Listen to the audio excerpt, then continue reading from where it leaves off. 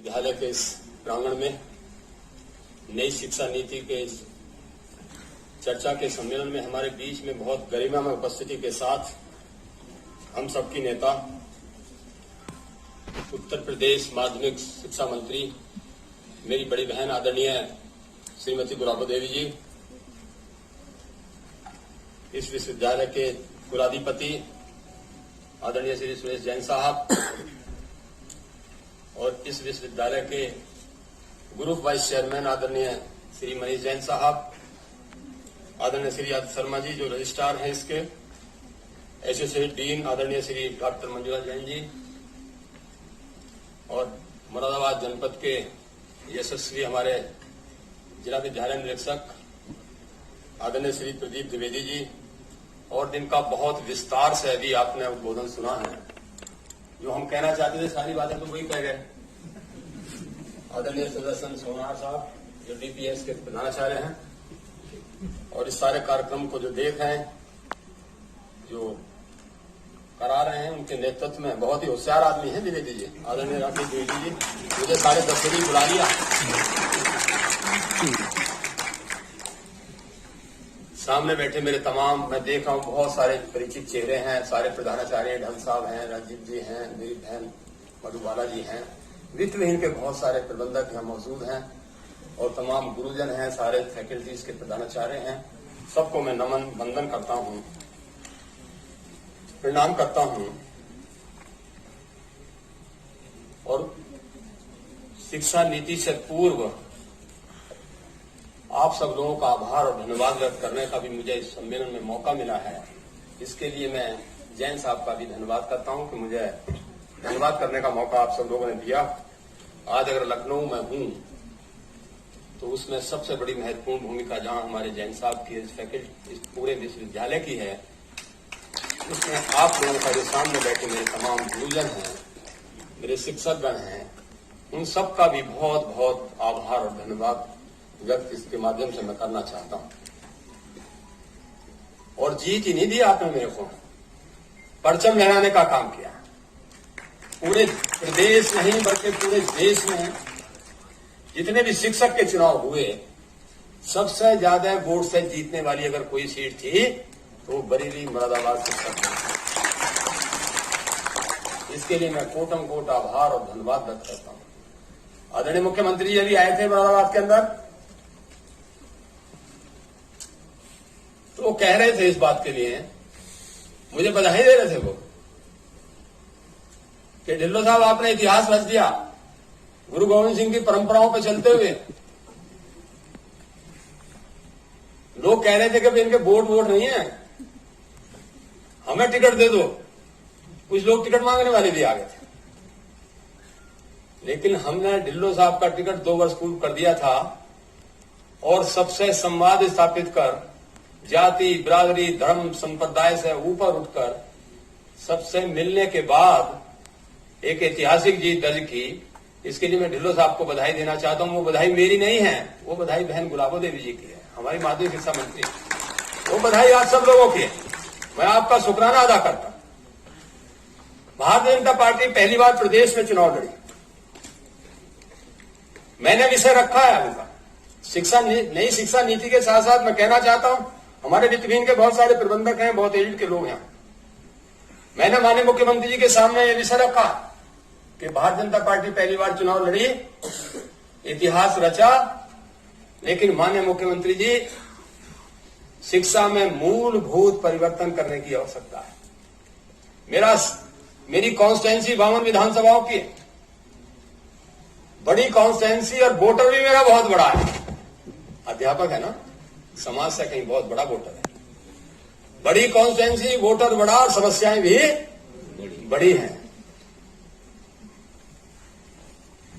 Corona काल के अंदर इस विश्वविद्यालय ने बहुत महत्वपूर्ण भूमिका अदा की और ऐसे विश्वविद्यालयों के आधार पर भी प्रदेश हमारा देश के अंदर प्रथम स्थिति में आया। प्रथम WHO ने भी पूरे उत्तर प्रदेश की वाहवाही की है। उसका कारण ये विश्वविद्यालय है। मैं बधाई देना चाहता हूं जैन साहब आपको। लेकिन कोरोना काल में मैंने ये भी कहा हमारे मुख्यमंत्री जी या तो कोरोना काल में कोरोना का मरीज दुखी था, और कोरोना मरीज के बाद अगर कोई सबसे ज्यादा दुखी था, मेरा मित्र बहन का अध्यापक दुखी था।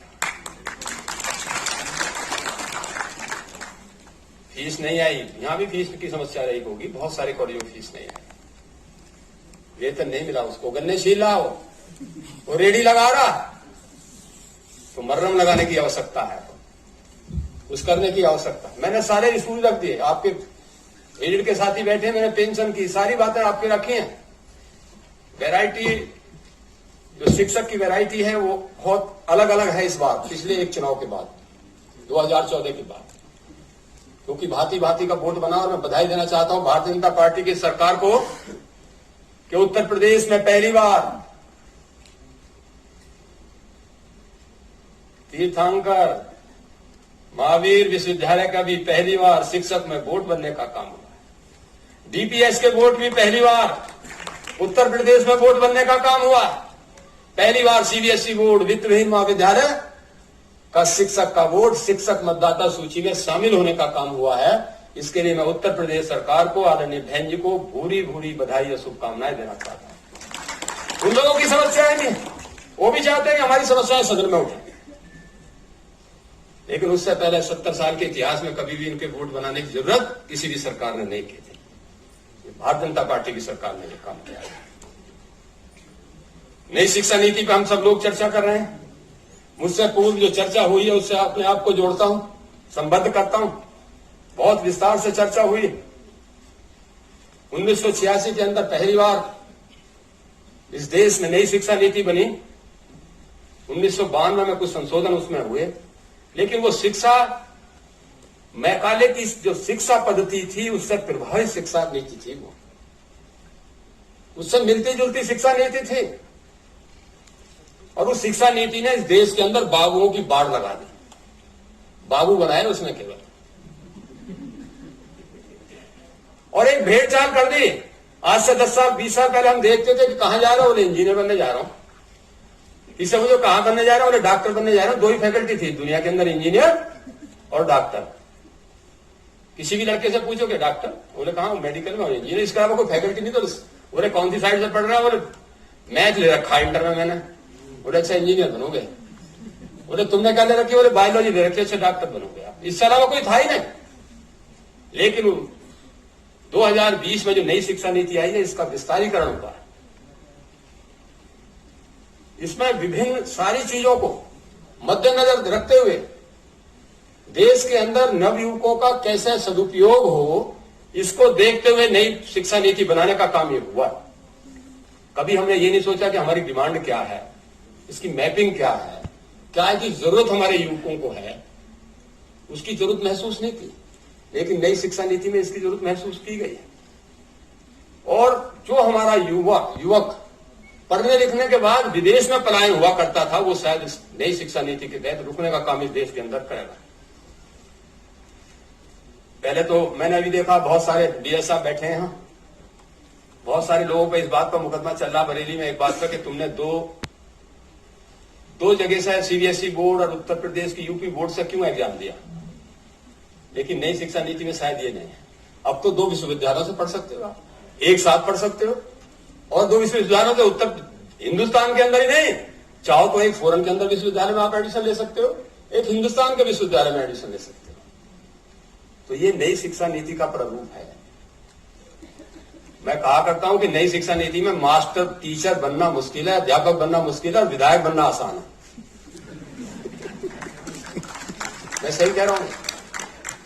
अब गुरुजी ढल साहब ऐसे प्रमोशन होने वाला नहीं है, पढ़ी है शिक्षा नीति नहीं, अब ऐसे प्रमोशन नहीं होने वाला आप लोगों का। उसके मापदंड तय कर रखे सरकार। ये मापदंड है तभी प्रमोशन होगा। ऐसा नहीं है कि मुझे 20 साल करते हो गए नौकरी, मैं तो प्रिंसिपल साहब पक्की है साहब, मैं तो सीनियर हूं। एक दिन का हिसाब लगा लेते हैं डीएस साहब के, किसकी नियुक्ति कब हुई, एक दिन पहले हुई वही बनेगा प्रिंसिपल, जिसकी एक दिन बाद हुई प्रिंसिपल नहीं बन सकता। क्यों बहन जी, मैं दोबारा ही गलत कह रहा हूं। अब प्रमोशन ऐसा होने वाला नहीं है। नई शिक्षा नीति मापदंड तय होंगे अध्यापक के, वो तय करेगा कि आपने कितना उस बच्चे को शिक्षा देने का काम किया, कितनी कैपेसिटी है आपके अंदर इस चीज का, ये जरूरी है इसके।